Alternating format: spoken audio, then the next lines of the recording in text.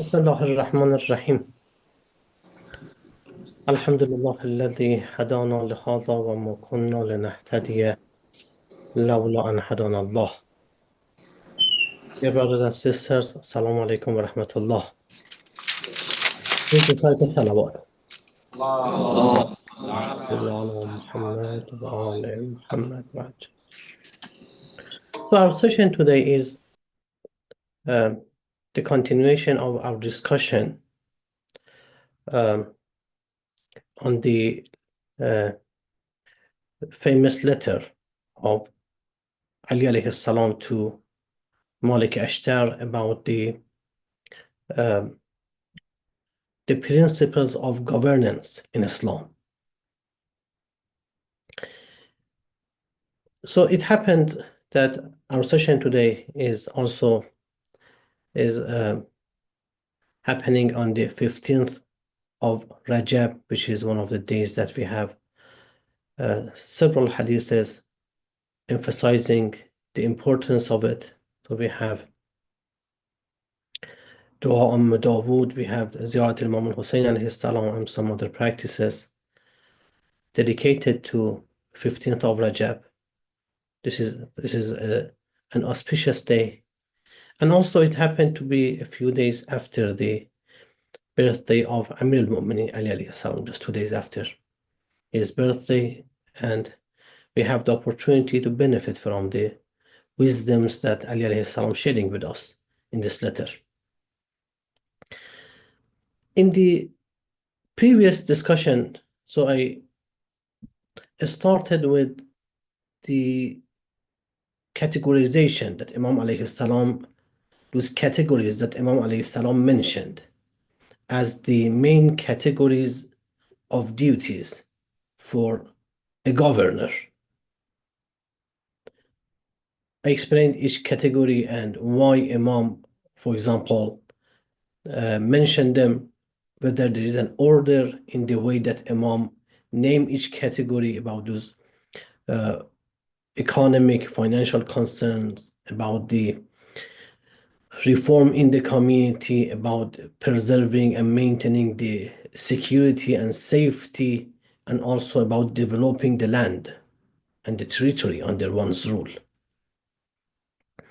So what comes next is Imam alayhi salam continues with some important points, important topics related to Islamic governance. And I will cover 3 points in our session today. So the talk today would come under 3 main topics.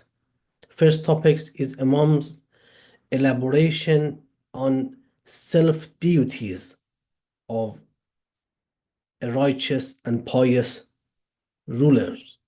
Self-duties that is related to his relationship with Allah subhanahu wa ta'ala, and how this relationship is going to be translated in the way in which ruler treats the people.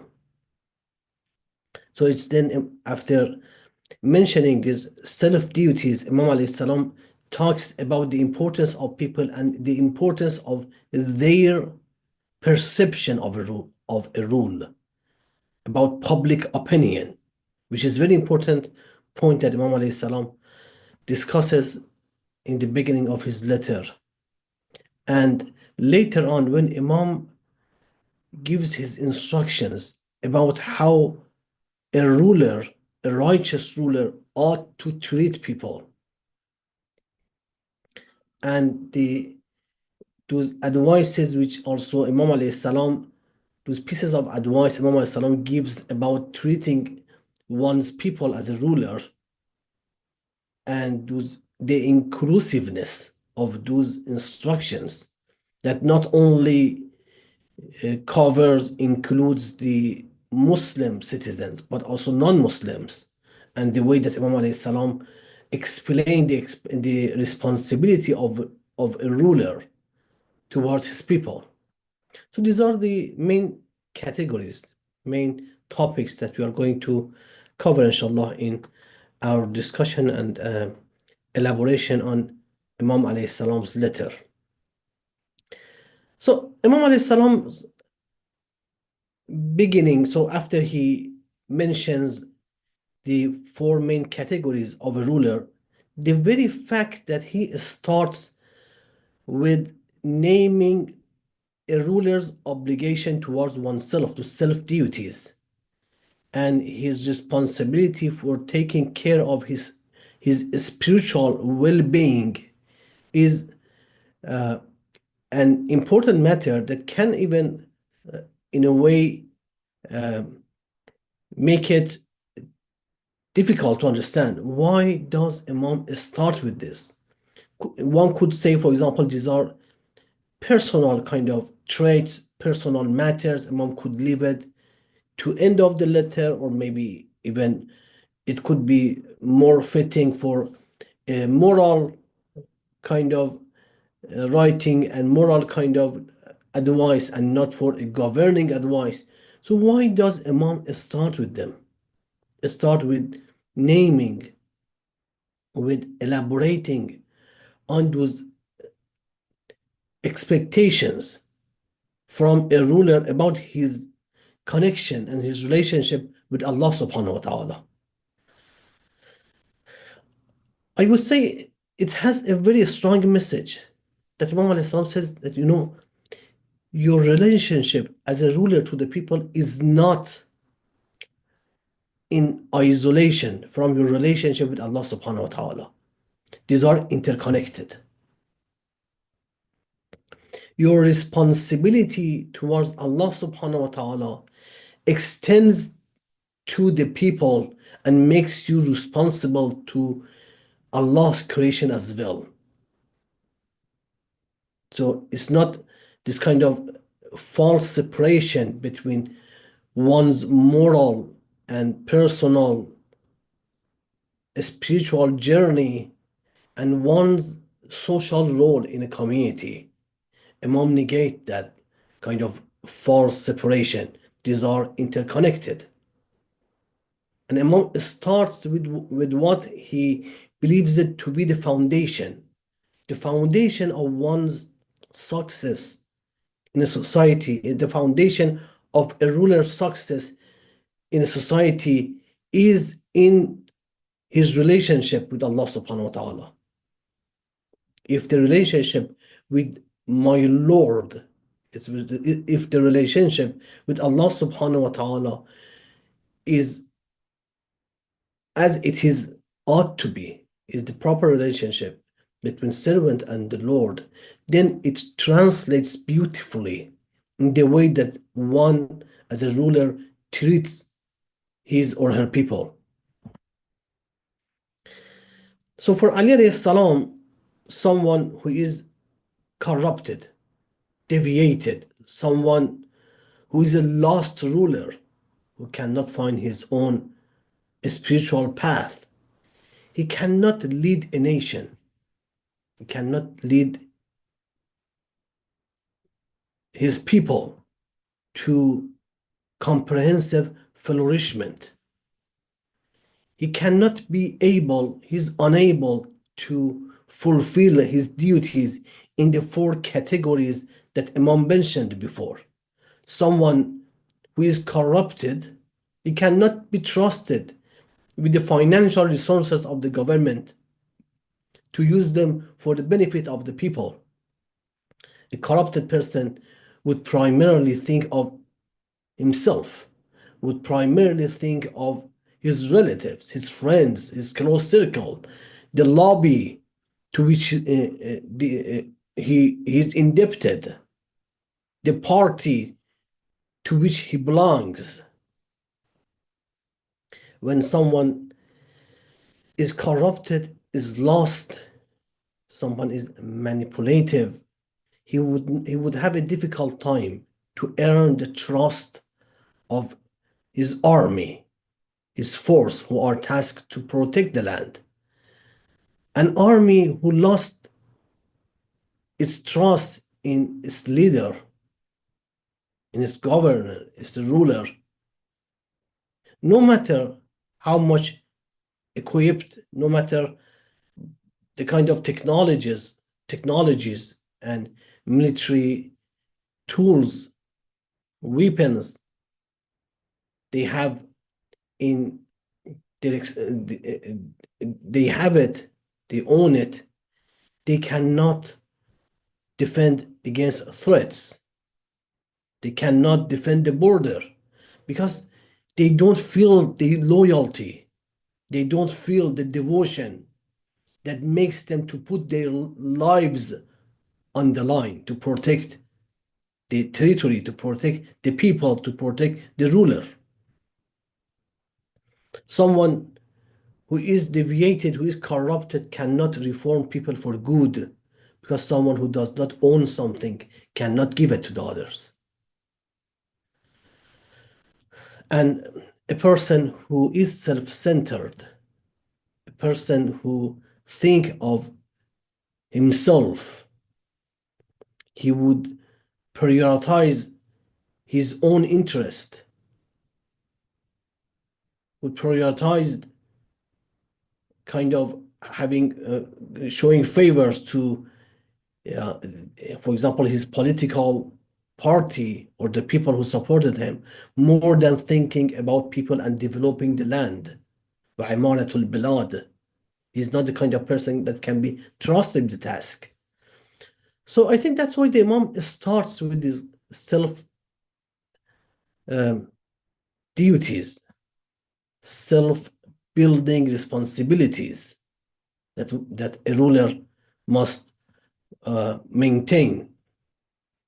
So Imam alayhi salam start with saying that أمره بتقوى الله وإيثار طاعته. So first and foremost is taqwa. So the word taqwa, I discussed it before in some other lectures. So there are different meanings offered for it, but I think one of the meanings that fits the context and is showing maybe a more comprehensive approach is to define taqwa as a kind of awareness, consciousness of the presence of Allah subhanahu wa ta'ala in our lives. The more pious one get, the more aware, the more conscious one gets of the presence of Allah subhanahu wa ta'ala. There are people who are reminded of Allah subhanahu wa ta'ala in difficult situations. There are people who are reminded of Allah subhanahu wa ta'ala several times a day, at least at the time of the prayers. And there are those people who every single moment of the days and nights, they spend it while being mindful of Allah subhanahu wa ta'ala and His satisfaction. They don't say a word, they don't take a single step unless they ensure that Allah subhanahu wa ta'ala would be satisfied with it. So the concept of taqwa, being a true servant to Allah subhanahu wa ta'ala, being mindful of His presence, Imam says that's my first and primary advice. أمره بتقوى الله وإيثار طاعته. And then Imam says, and your devotion to Allah subhanahu wa ta'ala should be in a way that when you are presented with choices, some of which may satisfy some of your needs, and one is the one that satisfies Allah subhanahu wa ta'ala, you would always pick the one that satisfies your Lord against the one satisfy your wishes, your desires. And this is actually, I think, a very subtle matter that Imam alayhi salam refers to it. Because there are people who believe in Allah subhanahu wa ta'ala. We all believe in Him. We all afraid of the punishments in the day of judgment. We all believe in divine rewards. And we all believe in the fact that we are indebted to our Creator, our Lord, who gave us everything. However, as the verse of Quran suggests, there are people who have similar fear, similar devotion towards other people, parallel to Allah subhanahu wa ta'ala, and sometimes even they are afraid of people more than they are afraid of Allah. Their loyalty to some people may even surpass their loyalty to Allah subhanahu wa ta'ala. We have in chapter Nisa, verse 77, Allah subhanahu wa ta'ala mentions that there are those people who are afraid of Allah's anger, but they are afraid of the people in the same way. The verse, so I'm not starting from the beginning of the verse, but the expression, this part is إذا فريق فلما كتب عليهم القتال إذا فريق منهم يخشون الناس كخشية الله أو أشد خشية. They are the ones when Allah subhanahu wa ta'ala asks them to participate in war, to defend their people, to defend their faith.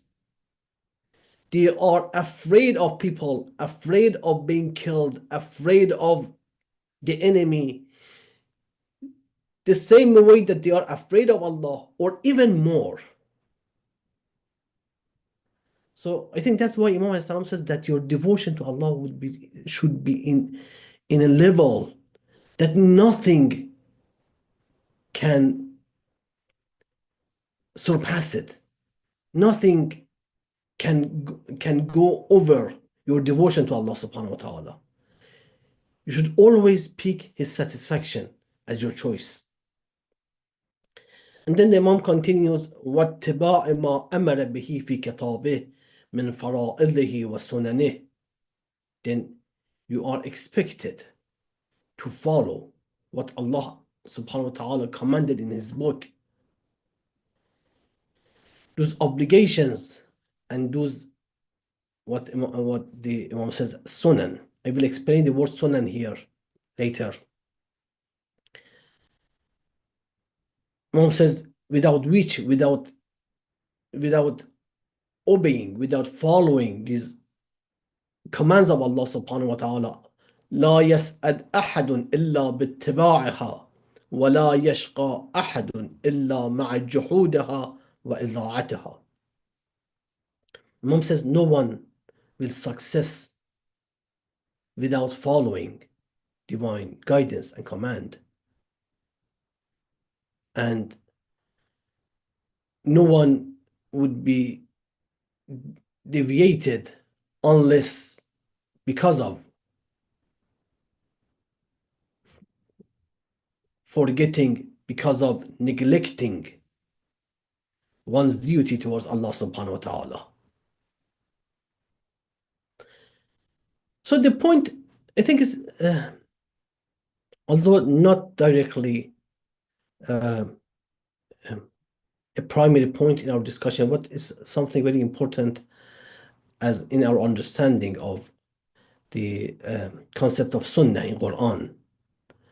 So when Imam alayhi salam talks about the Sunan al-Quran or Sunan Allah tabaraka wa ta'ala, we understand it. What does it mean? Some scholars, they translated it as recommendations.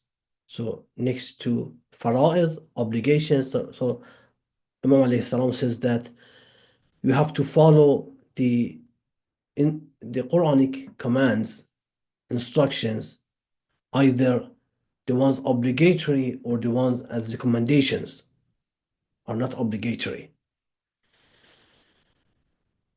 We have certain instructions, especially moral instructions in the Quran, that are not mentioned as to be an obligation, but Allah subhanahu wa ta'ala encourages us to be that way.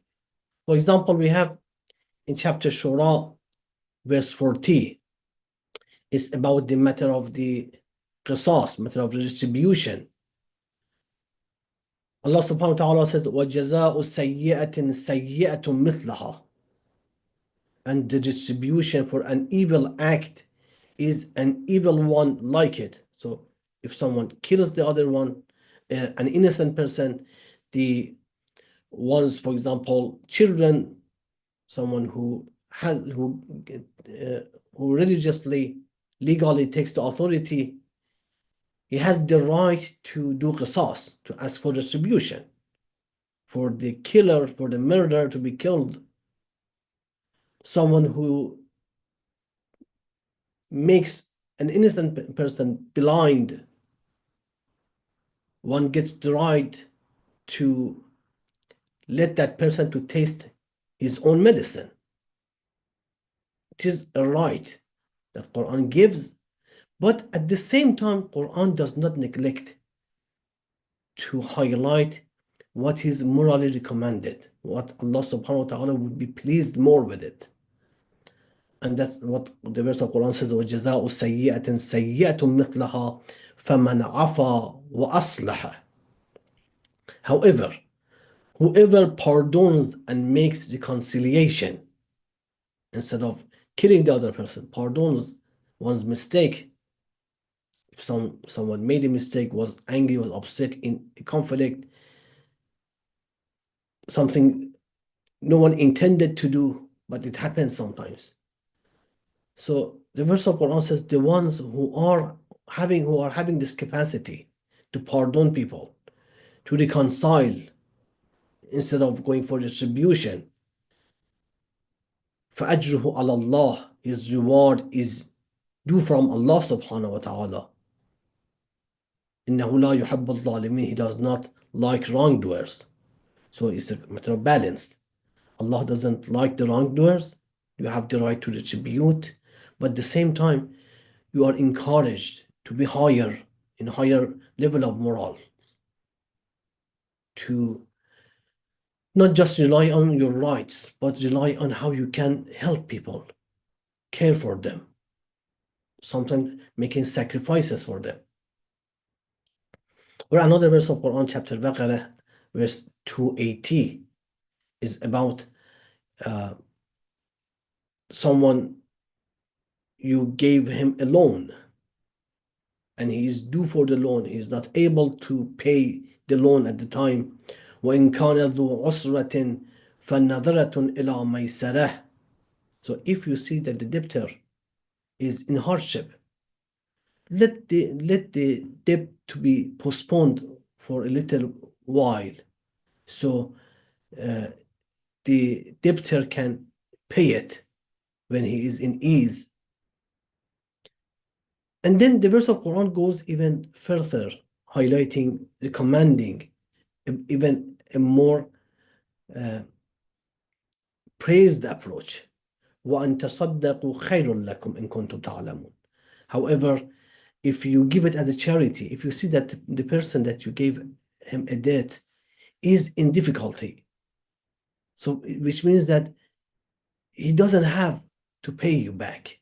It means that he has to go through certain hardships to provide, so to be able to give you back your money.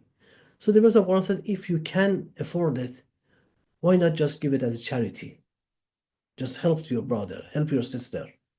So you see that there are certain recommendations in Quran. So next to the obligations that Allah subhanahu wa ta'ala presents in Quran, there are also moral recommendations that they are the better choices if you want to make.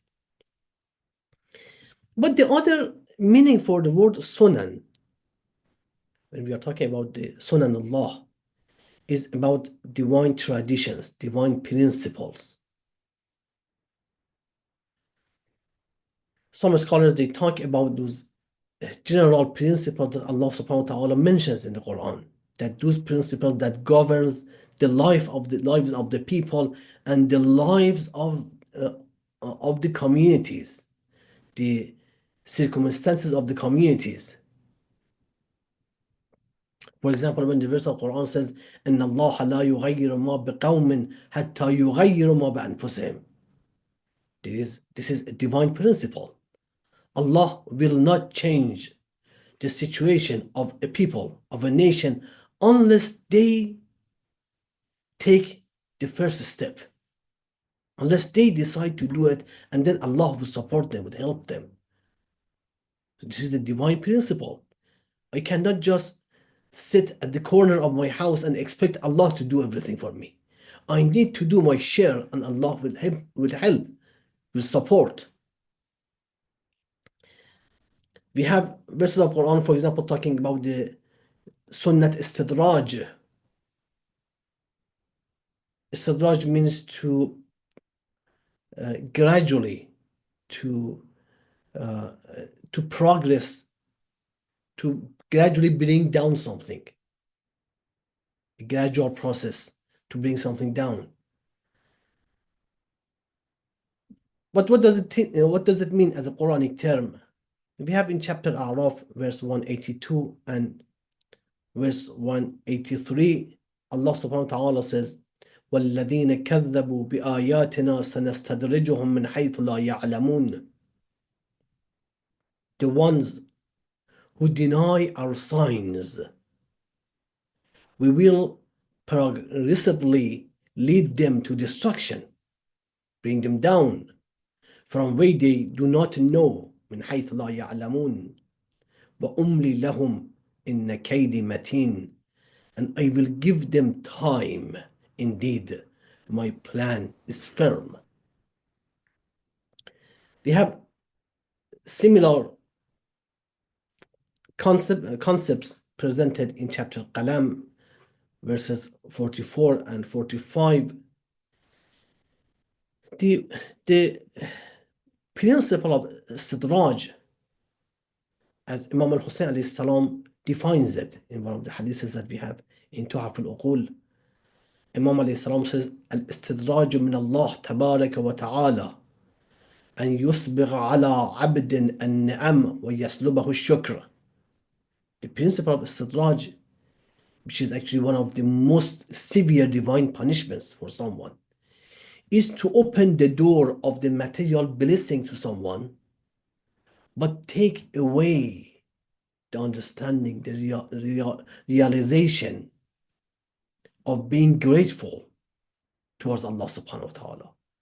For one to be entertained, for one to be totally occupied with material kind of belongings, material toys, and forget about one's responsibility.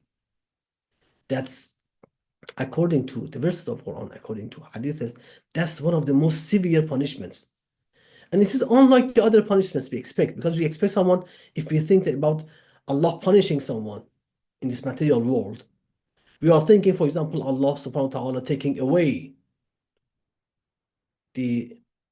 whatever they have, their money, their wealth, their power, so on and so forth. But here, you see, the punishment is opposite. Allah punishes them, but by giving them these material belongings, by letting them to have whatever they want from their material desires at the cost of forgetting about their most important goal, about the purpose of their lives. So we have in chapter An'am, verses 42 to 44, Allah subhanahu wa ta'ala mentions, وَلَقَدْ أَرْسَلْنَا إِلَىٰ أُمَمٍ مِّن قَبْلِكَ فَأَخَذْنَاهُمْ بِالْبَأْسَاءِ وَالضَّرَّاءِ لَعَلَّهُمْ يَتَضَرَّعُونَ.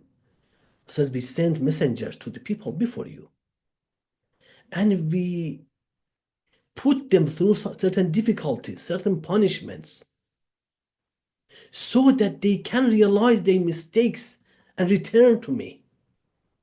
لعلهم يتضرعون. They realize they did something wrong and they fix it.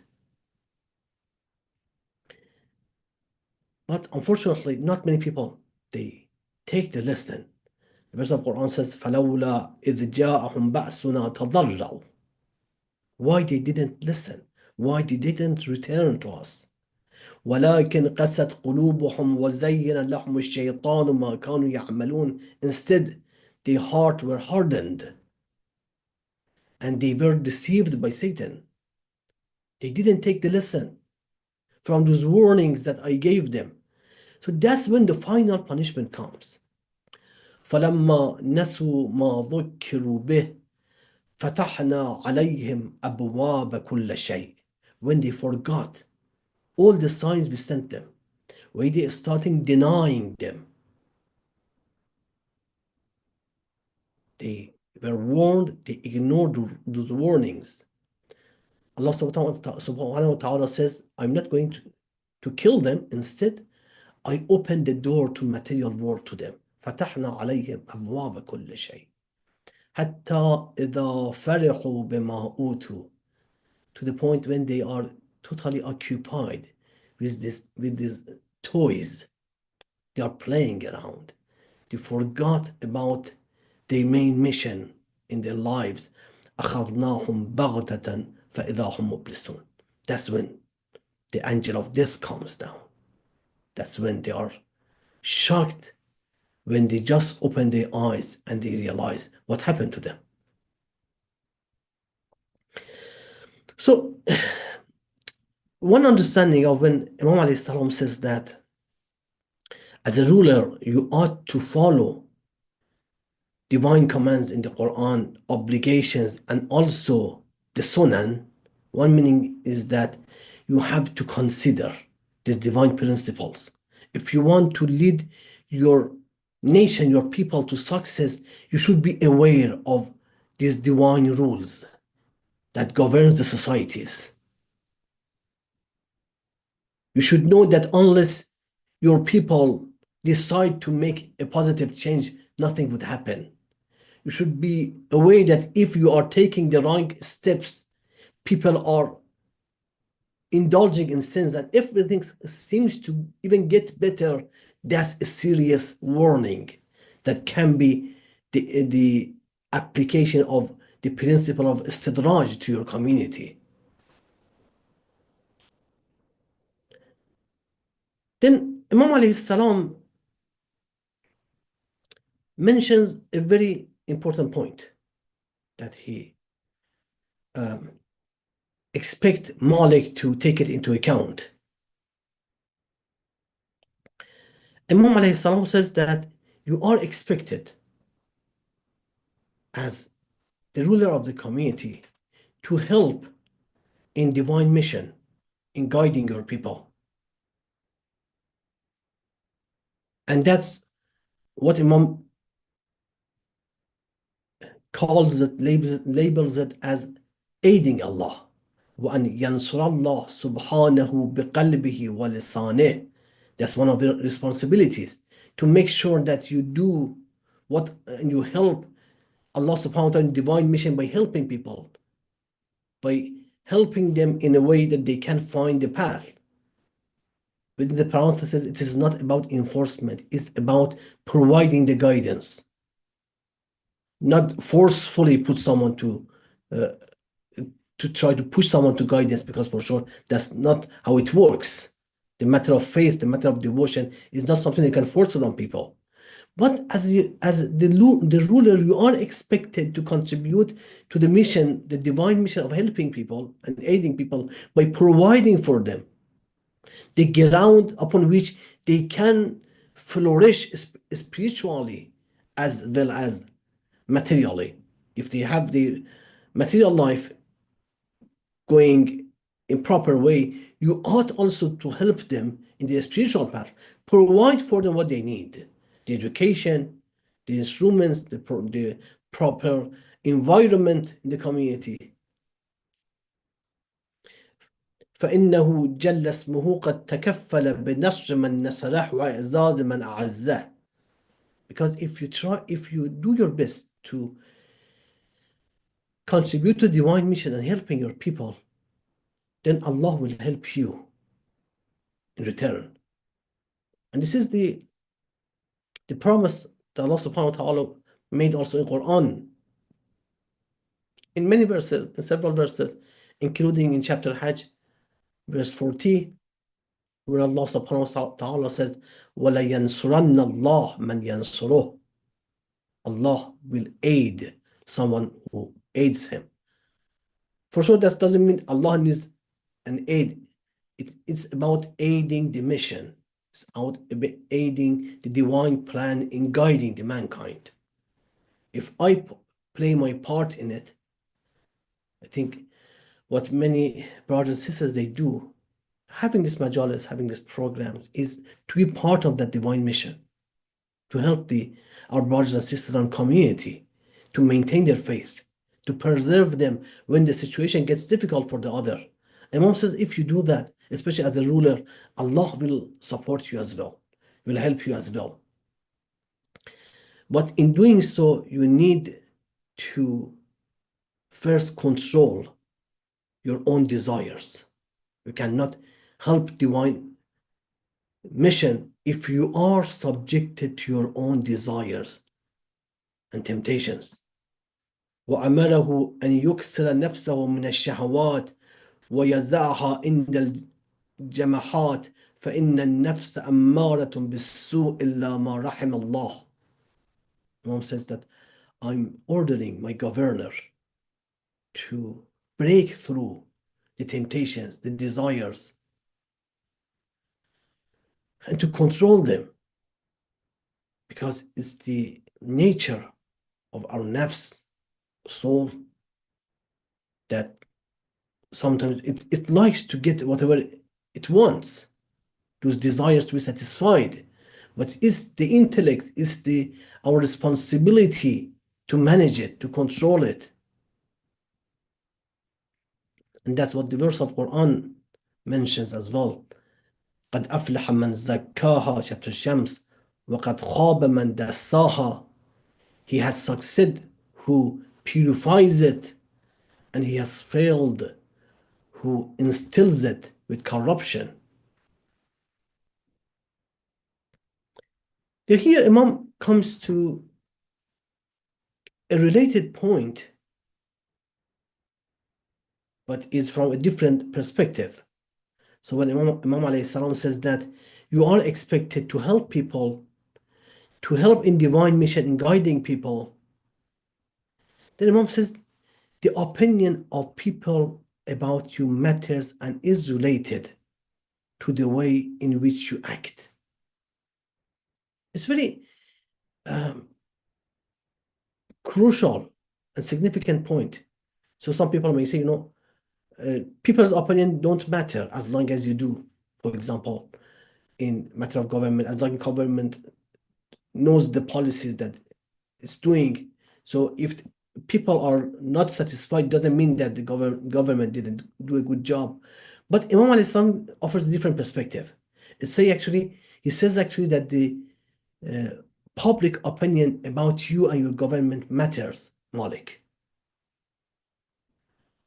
So Imam al-Islam explains ثم اعلم يا مالك أني قد وجهتك إلى بلاد قد جرت عليها دول قبلك.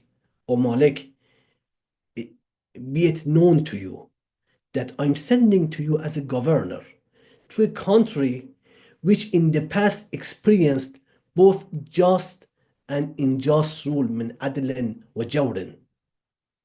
People had other rulers before you.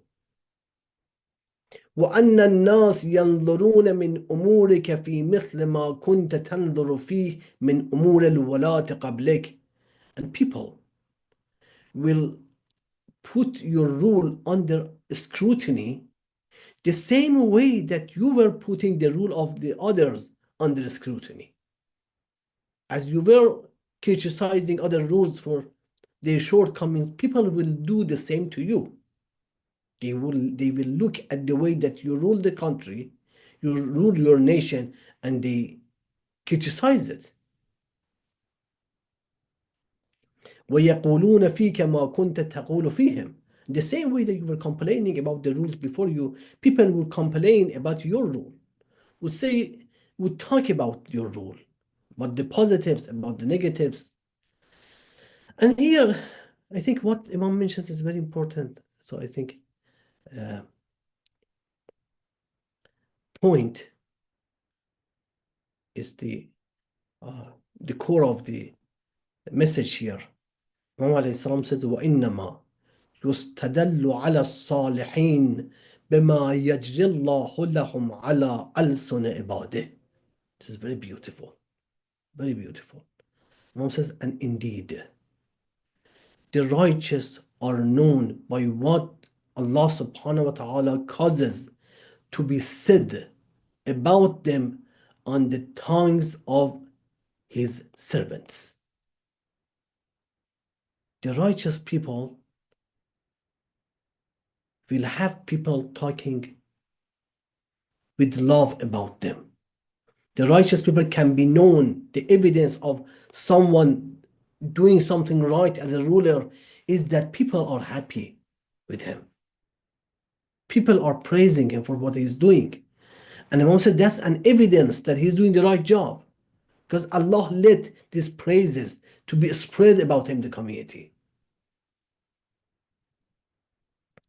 So it means that people would talk positively about a ruler if one is righteous and does his obligations, responsibilities properly.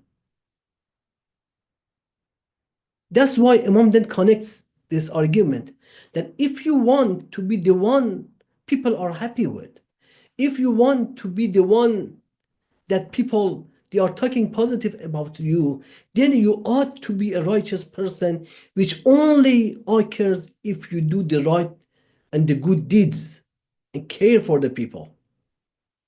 فَلْيَكُنْ, this fa here is like the consequences. So thus, therefore, فَلْيَكُنْ أَحَبَّ الذَّخَائِرِ إِلَيْكَ ذَخِيرَةَ الْعَمَلِ الصَّالِحِ. So if you want to be that ruler that centuries after centuries people would do dua for you, praise you for what you did, then be someone, a righteous person, that is concerned about doing the right actions and caring for the others and helping the others. Al-amal al-salih is a matter of practice, doing the good deeds. Therefore, let the most beloved of treasures for you to be the treasure of righteous deeds. So, to be a good ruler, one must be righteous. It follows that one must care for the others, al-amal al-salih, to do the right deeds. And to do so, Imam continues, one needs to control one's desires. Because helping others, doing good deeds, al-amal al-salih, helping the community requires sacrificing my time, sacrificing my money, sacrificing my comfort to help the others. That's why Imam says that if you want to be such a person, you need to control your desires first. فَامْلِكْ حَوَاكَ, control your desires. وَشُحَّ نَفْسَكَ عَمَّا لَا يَحِلُّ لَكَ, and restrain yourself from what is unlawful, what is not right. So make sure that you can first reach to the level that think about the others and put their needs over your needs. And for that, you need to be able to suppress your desires. فإن الشح بالنفس الإنصاف في منها فيما أحبت أو كرهت. Because Imam alayhi salam says, because the self-restraint is to be just towards yourself in what you love and what you hate. To act justly, not to treat someone in a way that is not acceptable, is not just. To be just to yourself in what you need, in what you love, what you hate, and to the others. So here Imam comes to pinnacle of this part of his letter. Imam says, I told you that for being a good ruler, you need to first fix your relationship with Allah subhanahu wa ta'ala. Being his true servant, make sure that you prioritize his satisfaction over everything. And you need also to focus on controlling yourself, restraining your temptations, so you can help people, you can care for them. And then the Imam says, as a ruler, you are expected to make your soul, your heart, addicted to loving people and helping them.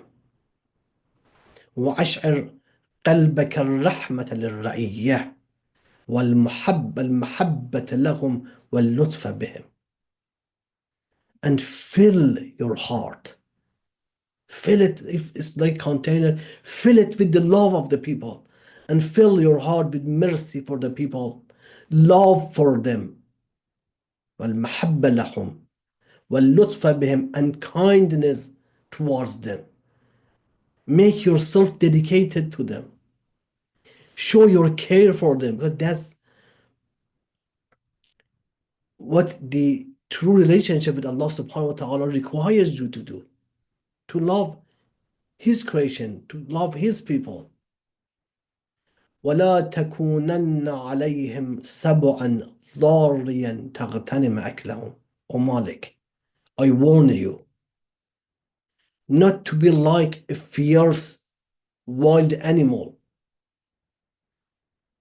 who is preying upon people, who is just looking for an opportunity to attack people, to punish people, to torture people. Don't be like a wild animal, because that's what, for example, a wild animal would do. A wolf would do, just expecting a weakness from its prey.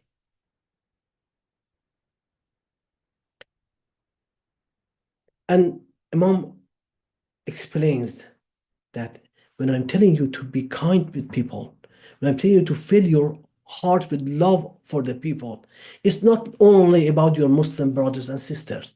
As a governor, you ought to show your love for every single person under your rule, no matter what faith they follow. Because the Imam says, فَإِنَّهُمْ صَنْفَانِ, because the people that you rule over them, they are two types. إِمَّا أَخٌ لَكَ فِي الدِّينِ, either they are your brothers and sisters in faith. You are responsible for them as a matter of brotherhood that Allah subhanahu wa ta'ala defined it for you. وَإِمَّا نَذِيرٌ لَكَ فِي الْخَلْقِ, or they are people like you, have the same feeling that you have the same rights that you have, need the same care that you expect. So they need to be treated the same way that you like to be treated. It's a very beautiful argument. There are people like you. So if you like to be respected, to be treated with respect and love, they expect the same. And Imam continues, when you are dealing with people, if you understand that there are people like you, then you should understand that there are people like you who also make mistakes. يَفْرَطُ مِنْهُمُ الزَّلَلْ وَتَعْرِضُ عَلَيْهِمُ الْعَلَلْ. They may error. They may make mistakes and face difficulties. وَتَعْرِضُ لَهُمُ الْعِلَلْ وَيُؤْتَى عَلَى أَيْدِيهِمْ فِي الْعَمْدِ وَالْخَطَأِ. And it happens sometimes. They may do things intentionally or unintentionally. So Imam alayhi salam says, فَأْتِهِمْ مِنْ عَفْوِكَ وَصَفْحِكَ مِثْلَ الَّذِي تُحِبُّ وَتَرْضَى أَنْ يُؤْتِيَكَ اللَّهُ مِنْ عَفْوِهِ وَصَفْحِهِ. So treat them in the same way.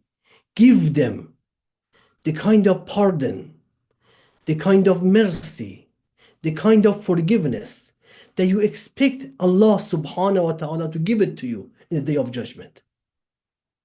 There are people like you, they make mistakes. Don't just wait for the opportunity to go down on them, to crush them, but show mercy, show tolerance, show love for your people, and understand their weaknesses.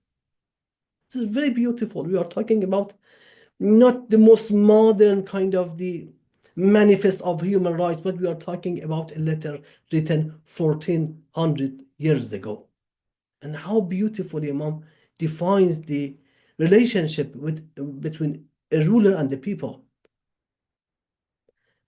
that if you expect to be pardoned by Allah subhanahu wa ta'ala, pardon people's mistakes, if they did something unintentionally, they make mistakes, فَإِنَّكَ فَوْقَهُمْ وَوَالِ الْأَمْرِ عَلَيْكَ فَوْقَكَ. Because you are right now, you are the one who rules over them. And I'm, as the ruler of the country, I'm the one who rule over you. And Allah wallah fawqa man wallak. And Allah is the one who rules over the one who appoints you. He is the one who rules over me. وَقَدْ اسْتَكْفَاكَ أَمْرَهُمْ وَابْتَلَاكَ بِهِمْ. And He entrusted you with His creation. He entrusted you to take care of His people. You are, as a ruler, you are entrusted by Allah to help them, to care for them, to love them. And He is also testing you with this responsibility. Are you going to be that faithful servant who shows love that Allah shows to you, and you show it in return to the people? Or are you going to take and manipulate the opportunity for your own self-centric interests? A very beautiful perspective that Imam alayhi salam presents here in the letter about this kind of order of the relationship between a ruler and Allah subhanahu wa ta'ala, and how it is being translated in the relationship that one has with the people, and the care and the kind of love that one is expected to show to the people, understanding them as people like him, treating them the same way that he likes to be treated, especially forgiving them, showing mercy on them the same way that one expects Allah to show mercy and love towards them.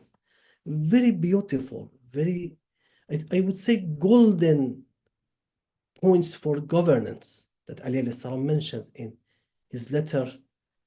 And it just makes us proud as the followers of Ali alayhi salam to inherit these beautiful treasures of wisdom and morals, that we are expected also to be the messengers and also to be true practitioners on them, inshallah. Please recite a salawat. اللهم صل على محمد وعلى